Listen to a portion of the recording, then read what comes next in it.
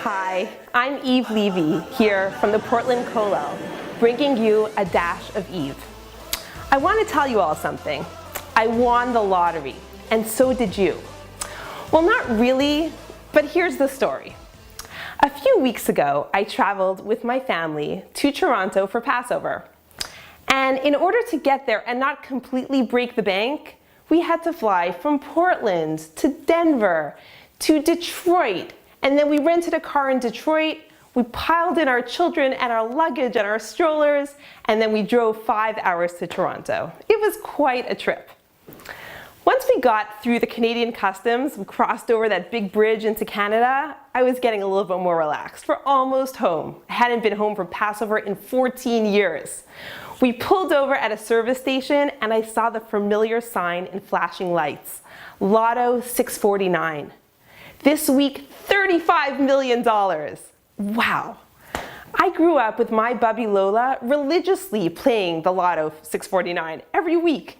This was just part of my upbringing, and it brought back a flood of wonderful memories. Anyways, we continued driving. The kids all fell fast asleep in the back of the car, and I started to daydream out loud. Maybe I should just buy a ticket. Maybe I would actually win. My daydream was getting more and more interesting until I started to imagine all the difficulties that might come along with it. Becoming a millionaire would mean a major life change. Listen, money has always been tight for me, and I love to spend money.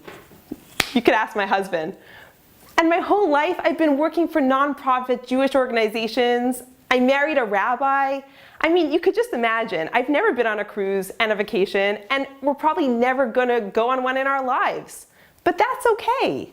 What can I say? I love what I do. I wouldn't change it for the world. But sometimes a little bit of extra money might be nice for a change. Anyways, I tossed the idea over and over in my head. I thought of what could I do? What would happen in my life if I had millions of dollars? I started making mental lists of all the institutions and organizations that had helped me and touched me in my life. I would give each one $1 million. I would build a school for my kids here in Portland at Mayan HaTorah. They desperately need a school. And I wouldn't forget Hill Academy in Denver and all the great organizations there. Everyone needs a little bit of help. The Jewish world needs a lot. And I was thinking of all the organizations in Israel that Gadi and I were touched by that really had such a part in our Jewish soul searching in Israel all through the years. It was such an exciting daydream. It was so much fun to think of what we could do with money to change the world. It was so sweet to think of all the joy we could bring with one little winning ticket. Anyways, I never bought a ticket. I never won. But it made a great conversation between myself and my husband during that late night drive to Toronto. But that was all. But I still think I'm a winner.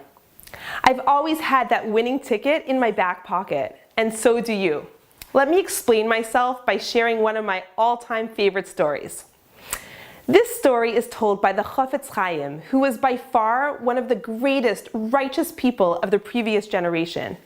The story goes like this. There was once a simple, poor man. Let's call him Fishel. For as long as Fishel could remember, he had this dream to ride the train. He watched the workers lay the tracks for months on end. And he so longingly wanted to have this opportunity. More than anything in the world, he just wanted to ride the train. But he couldn't scrape together the money for a ticket. Only rich people rode the train. He spent months saving up money, 1 kopeck at a time, stuffing it into this little sack. One day maybe he would have enough and his dream would become a reality. Anyways, one day he sees his sack is full, it's stuffed. And with excitement, he goes down to the train station and he goes up to the ticket master and he pours out all of his money in front of him. This ticket master, he looks at Fishel, all disheveled and dirty and torn and ragged. And he looks at all this money. It's more than 50 rubles. Anyways, he says, I'm just gonna mind my business. He shrugs his shoulders and he hands him a first-class ticket. That's how much money he had. Fishel takes his ticket and he's like, oh, this is so exciting. But now what? So he stands off to the side and he kind of just waits. He's living his dream, but he doesn't really know what to do next. You see, all the months of saving up kopeck after kopeck, he never bothered to learn what it's like to ride the train. He never really put any effort into finding out what to do on that big day. So he stood by the side and he's observing. Now, a couple people are walking nicely dressed onto the first cart, and some people are walking slowly onto the second car, and he recognizes all the way down the platform some of his old buddies are waiting at the end of the platform. And he goes over to them and he says, "How are you? You're also traveling to the big city?" "So am I." He's so happy to have travel companions. He decides, I'm going to stick with them. And the train comes, and they're all waiting on the side of the platform. And the doors are actually starting to close, and at the last second, they all jump on just as the doors shut. And Fischl, he just makes it on as the doors close tightly behind him. He's like, phew, I made it.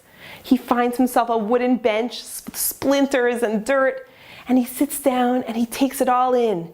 There's chickens clocking, there's a cow mooing in the corner, the children running around, the mess, the noise, and he says, this is what it's like to ride the train. He's gloating, he's so excited.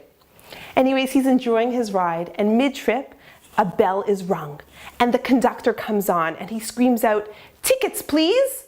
Everyone starts diving and ducking and hiding wherever they can. Fischl looks around, he's gonna also join in the fun. This is what everyone's doing, and he's kneeling on the floor in a pile of chicken droppings, like under a splintered, dirty bench. And the Ticketmaster comes and taps him on the shoulder and says, "Tickets, please."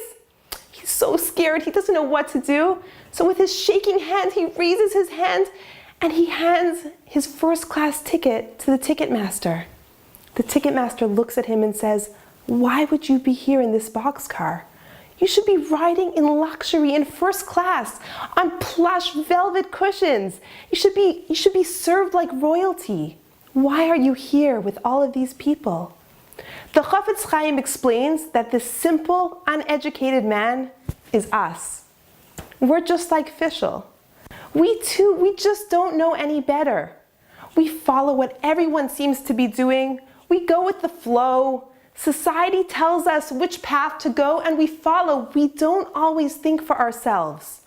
Our entire lives we could be holding on to a first-class ticket, both in this world and in the next world, the world to come. But we don't cash it in. We don't even make it a priority to learn up on it, what it is and what it means for our lives.